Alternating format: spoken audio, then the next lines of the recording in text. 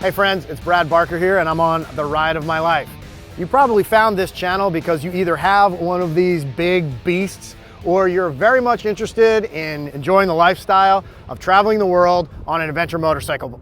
Now you're probably looking to get off your couch, get on one of these 150 horsepower behemoths and go ahead and go onto the trails, go off-road and get off your couch. Now, if you don't have it already, you probably are researching it, and that is all the accessories and all the gear and that special F word called Farkle. The helmet, tank bag, soft luggage, GPS, aftermarket mirror, your body armor, crash bar, your skid plate, aftermarket lights. Your confidence dramatically increases if you can see where you're going. All the way down to your moto skivvies. You can spend a whole lot of money accessorizing one of these adventure motorcycles. So you made the purchases, you got the stuff.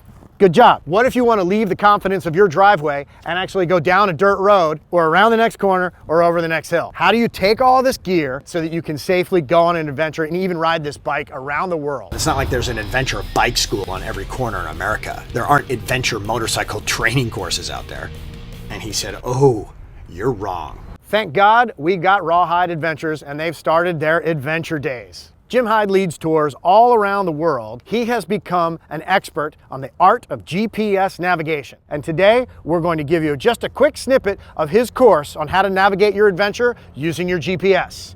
Ladies and gentlemen, I give you Jim Hyde. This topic is GPS for newbies. I am by no means a professional in the world of navigation, but having 10 years of experience or so using them and trekking through South America with some of my compadres, going to places that we'd never been before and maps were kind of sketchy, I think we've learned enough to share some good information with you. And I'll say this for starters, you can buy them for 79 bucks at Costco, and those are definitely not the ones that you want for our world. You need to spend a decent amount of money to get something like the Garmin Montana. If you want to pay the premium because it has the BMW logo on it, you can get the Navigator 5.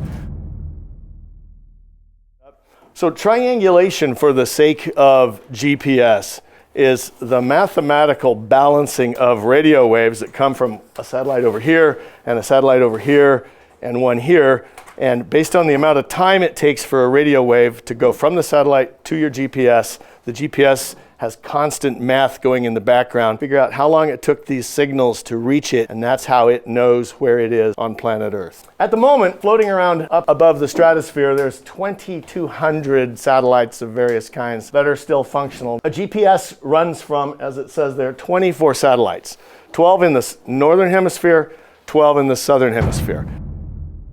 Should you have a GPS? Kind of just depends on what you want to do. You know, if you're really, really old school and you're going to stay on the street, if you want to find the local Starbucks, probably don't need it. But if you're going to venture out into the backcountry, it's an absolute necessity. They can be lifesavers. I've sort of screened the four most important uses of a GPS. Obviously, where are you? If you're out and about, the GPS tells you where you are. Why is that important? Well, if you break down, and you want to tell somebody where you are. Say, you know, I knew I should have made a left turn at Albuquerque. The second most important use is if your buddy is out there somewhere and he has a problem and he calls you or texts you or whatever, and you need to say, well, where are you? He has to be able to tell you, and then you have to be able to figure out how to go get him if he's asking for help. The third is I just covered, how do I find you?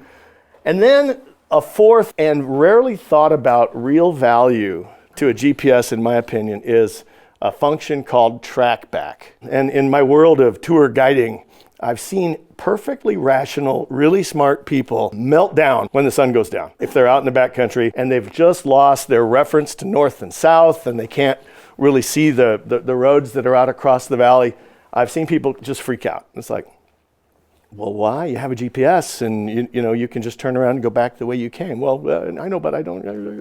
And it's so simple to just hit the trackback feature and then follow the arrow, and it will take you back home exactly the way you came in. Now, that may not be the shortest way, but at least you know what you went through, and obviously you were able to get through whatever it was to get to the point you were, so you should be comfortable turning around and going out, and the GPS will just take you home. That's a valuable tool. It helps people stay calm.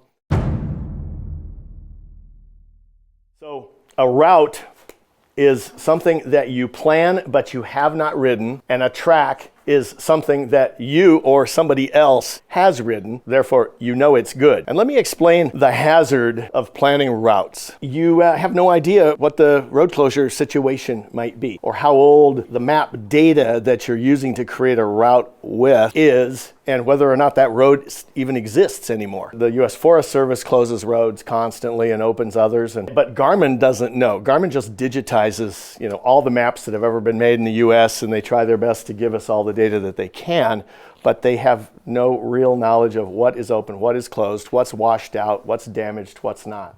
Here's the bottom line. We want to travel on our adventure bike, but we don't want to lose confidence in the tools that we've purchased. Using the technology for what it was built for maximizes the investment that you've already spent and make sure you can have more fun on your adventure bike. Sign up for one of these adventure motorcycle forums. Out there, people are sharing their tracks, they're sharing their ride reports, and you can download their tracks right into your GPS, and you can literally go turn by turn on the adventure that you're reading about. Make sure you like, comment, and share this information with somebody that you think could use it. It's a small but growing adventure motorcycle community with a whole bunch of enthusiastic people out there, and we'd really like you to join us on the trail.